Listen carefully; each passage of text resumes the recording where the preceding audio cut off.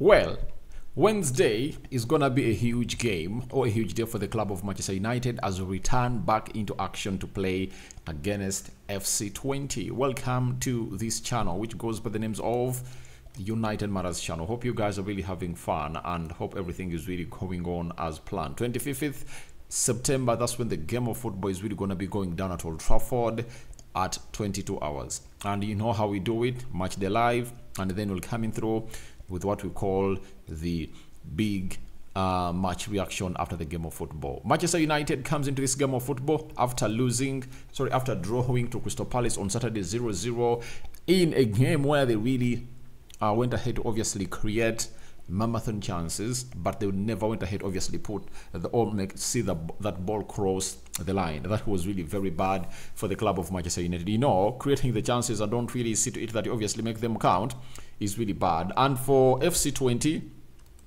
over the weekend, they went ahead to play against a team known as Almere, and they went ahead to beat it by 5-0. And same stage scored in the 9th minute and in the 46th minute. Sam Lamere came in through and obviously scored in the 55th minute. Ricky Van, 73rd minute, and Ahmed Salah Edin went ahead obviously score in the 75th minute, obviously putting a 5-0 win for this side. They don't have really players that are really known, but I tell you, they can come in through and really shock anyone, because you know that Dutch sides, they really have a lot to do. And we look at their table, they are placed 6th. They are placed 4th. They've played 6 games. They've won 3. They've drawn 2. They've lost 1. They've scored 12 goals and they've conceded 5. They have a goal difference of 7 and they're having 11 points. That is it. So that's how everything is really panning out at the side of FC20. For the club of Manchester United, I think we are placed. Man United has gone ahead to play 5 games. In those 5 games, Man United has gone ahead to win 2, drawn 1, and lost 2.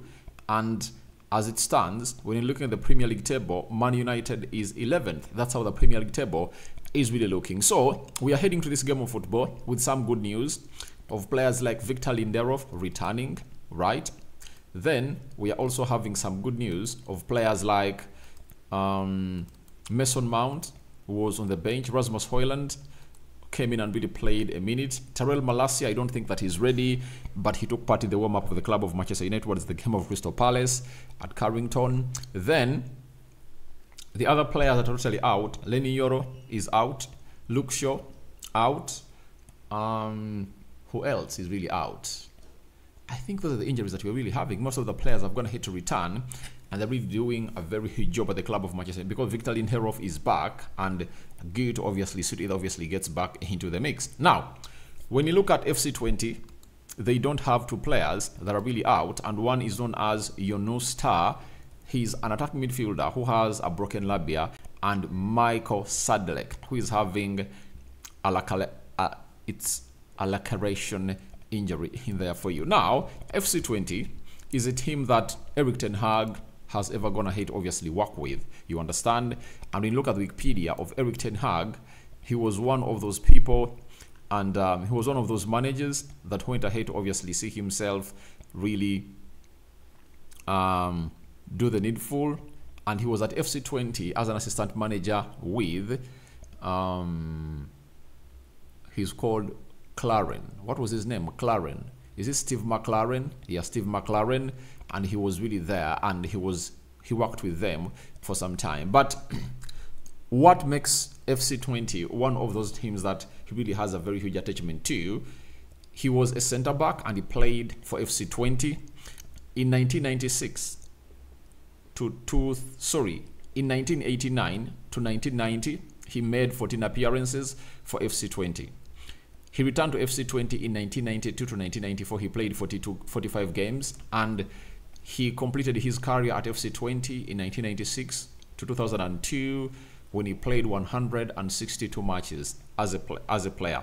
So, as a manager, he was there as an assistant manager for Steven McLaren. That is it. So, that is exactly what Erik ten Hag has gone ahead to do. And I believe that United really needs this game of football and we need to win it. And in the due course of winning it, I think it will offer us the best of the best that we deserve as a side of Manchester United. So let's head into the probable starting 11 for the club of Manchester United, as all is really going on as planned. The system always is a 4-2-3-1 for the club of Manchester United, and I admit that Erik ten Hag is going to make changes, but not as many as he made when you're playing against Barnsley, because this is an elite side that you're really playing, and he knows to it that we should really be among the top 8, as there are 36 teams, and our first opening leg is opening at Old Trafford, and you're playing FC20 into the UEFA Europa League. Now, in goal, I don't think that is going to go in for Ben Dayer, and we'll be shocked if at all Ben Dayer gets in between the stitches. I think he's really going to go with Andre Onana to be the goalkeeper into the UEFA Europa League. And remember, last season, he was really very annoying, and he led to the side of United getting knocked out of the Champions League, because if you remember the game of Bayern Munich, I think he made us concede, is it 2 goals? You get? Then, in the game of Galatasaray, he costed us away twice, and at Old Trafford, I think costed us twice, would have gone to win that game of football. You understand? He led to the red card of Casemiro. Though I believe Casemiro would have obviously handled himself better into that game because he was on a yellow card.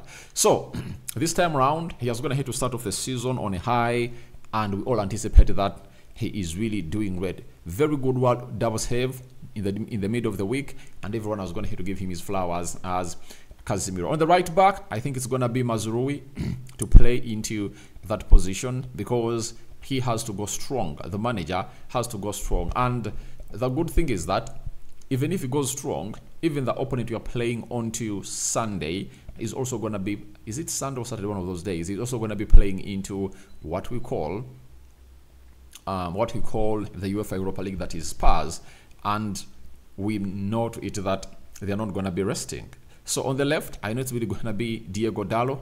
I don't expect a surprise of Tyrell Malacia to get into the side of Manchester United, but I know when tomorrow they're really having that 15-minute training that is going to be covered by the media, I know Tyrell Malacia is really going to be part of the club of Manchester United. Now, on the right-sided centre-back, I think it's going to be Harry Maguire for that, I know. And on the left-sided centre-back, I think it's going to bring in John Evans to get the job done and dusted, such that he rests Matthias De Ligt and Lisandro Martinez. Maybe later they'll have something to play. But I won't be shocked if at all Lisandro Martinez gets a nod alongside Harry Maguire.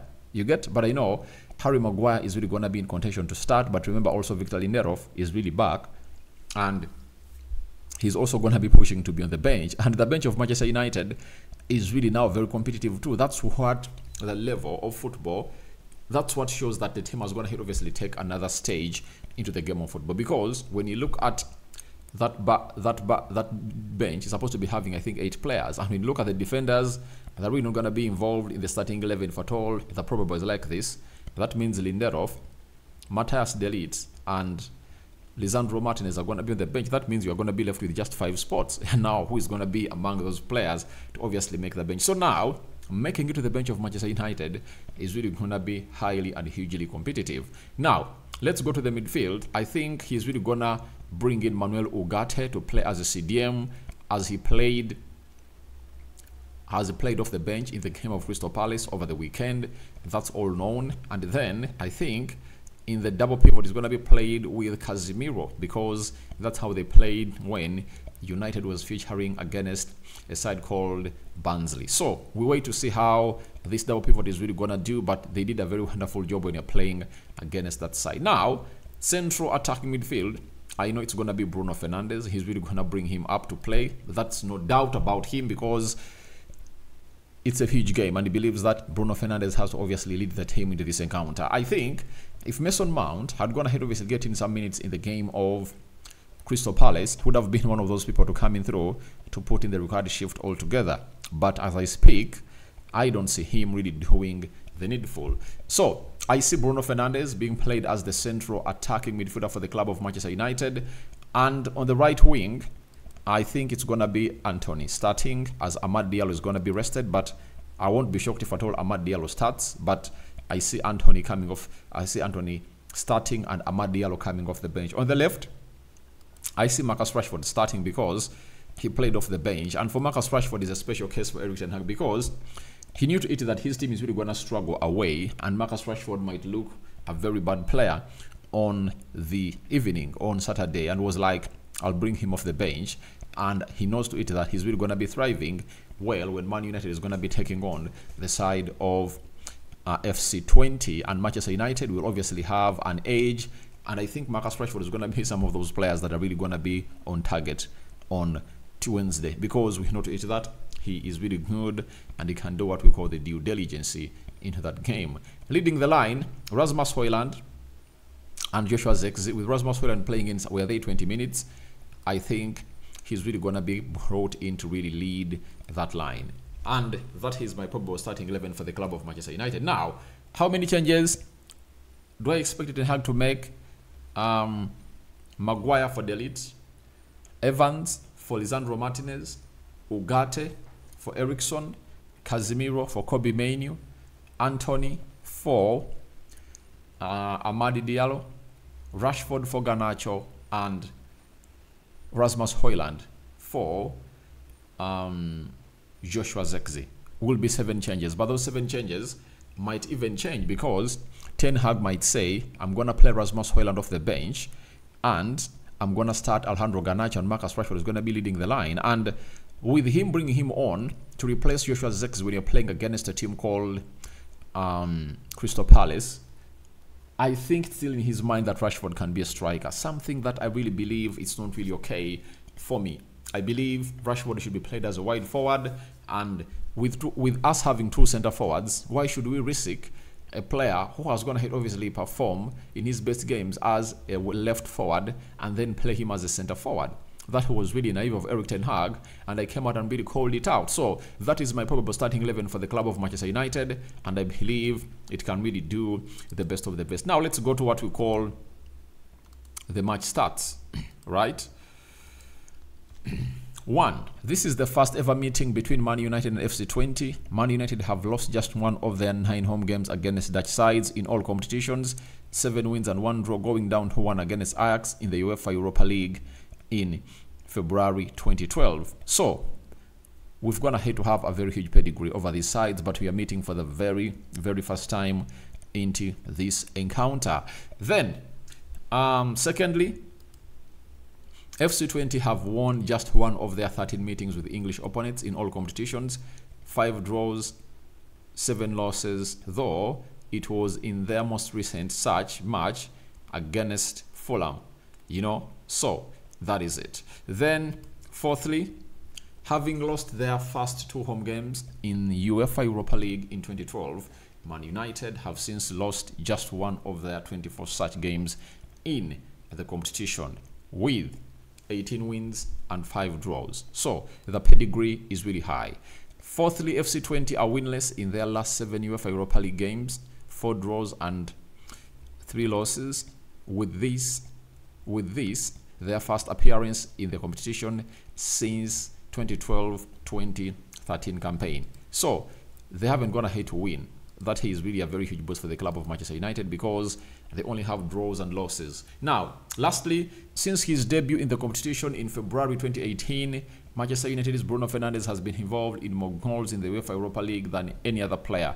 35 games, 20 goals and 15 assists. They are even taking you back to when he was playing for Sporting Lisbon. That is Bruno Fernandes Borges for you, and that's what we really have on the cards. Now, my prediction, 4-0 for the club of Manchester United. 4-0 for the club of Manchester United. We are really going to run riot, and I would love to see all our players really get involved. But it will depend on the plan of the manager. But all in all, we are waiting for the press conference tomorrow, and we're going to be really bringing you the updates of the press conference because the manager will drop in some shocking hints about what he thinks about the club of Manchester United. Remember, the last time we played in the UEFA Europa League was the season of 2020-2022, and we got knocked out at the quarter-final stage. You remember that very well. Then, after, when you go to the other season, when you played in the UEFA Europa League under Ole Gunnar Solskjaer, we played in the final. You remember that very, very well. We are knocked out on the final, and You really know that very well. So I think that's the case for the club of Manchester United. And I don't know who do you start and who do you get out from this team that I'm going to put out onto that screen. But that's my probable starting 11. But we might get in some shocking news of maybe Tyrell Malacia might get to the bench. And I tell you, if all these players return in plenty, I see many players missing out to the bench of the club of Manchester United. Because even right now, when you look at that, if that is our starting 11, that means we are going to be having one, Ben Hill on the bench, Victor Lindelof, Matthias De Ligt, Lisandro Martinez. You get Alejandro Garnacho, those are 5. Joshua Zirkzee, those are 6. Mason Mount, those are 8. And Eriksson. You get? So, where are the players going to be? You get? Imagine Luke Shaw returning, Tyrell Malacia returning, Lenny Yoro returning. You understand? So, it's really going to be a competitive squad for the club of Manchester United. And if at all you're a United fan, I think this is what you've always going to hate, obviously die for. Said it that your team really looks like this and really be competitive. Meaning that whoever goes on the pitch will obviously have to deliver. And I'd even forgotten Kobe Mainoo. Guys, we are really getting better. And I believe with the squad, Ten Hag won't have an excuse to give if at all things go wrong. And that's why I tell you, it's just a matter of time. And if at all things go wrong for him, I'll be calling him out. Thank you very much for watching through. I call upon for your predictions into the comment section below. This is the United Matters channel. I hope you guys are really having fun. We sign out for now. See you later. We've come late because of power problems in my country. Power's been off since morning. So, bye-bye.